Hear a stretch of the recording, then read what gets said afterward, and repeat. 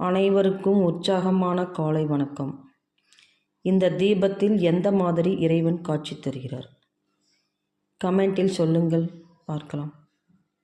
எனக்கு சிவனா காட்சி தருகிறார். நீங்கள் எந்த மாதிரி காட்சி தருகிறார்னு சொல்லுங்கள். தியான நிலையில் சுடர் வடிவம் சிவபெருமான் தியானத்தில் அமர்ந்திருப்பது போன்ற ஒரு தோற்றத்தை தருகிறார். சுடரின் கீழ்ப்பகுதியில் இருக்கும் கழுத்து பகுதியில் அந்த நிறம் நஞ்சினை உண்ட ஈசனின் திரு நீலகண்டத்தை குறிப்பது போல உள்ளது.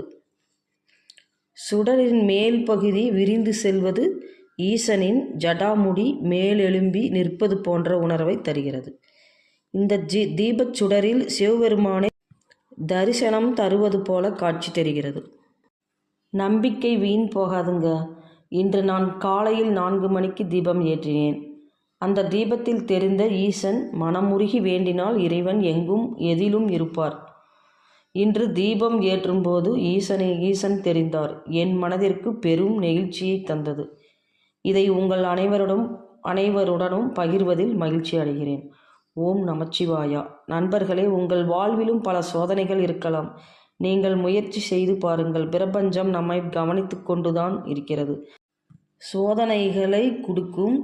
நாம் சரியான பாதையில்தான் செல்கிறோமா என்பதை உணர்த்த இப்படிப்பட்ட சில அறிகுறிகளை அது நமக்கு உணர்த்தும்.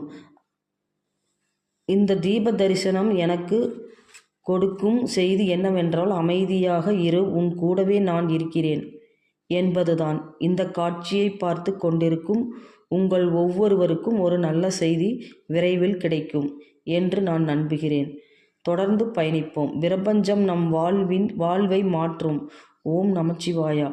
நான் 15 நாள் வேண்டியதற்கு நல்ல பலன்கள் நடந்துட்டு இருக்கு. நல்ல மாற்றங்கள் நடந்துட்டு இருக்கு. நான் முழு மனதுடன் வேண்டியதற்கு நல்ல பலன் கிடைத்திருக்கு. நம்பி செய்யுங்கள், நல்லதே நடக்கும். ஓம் நமச்சிவாயா.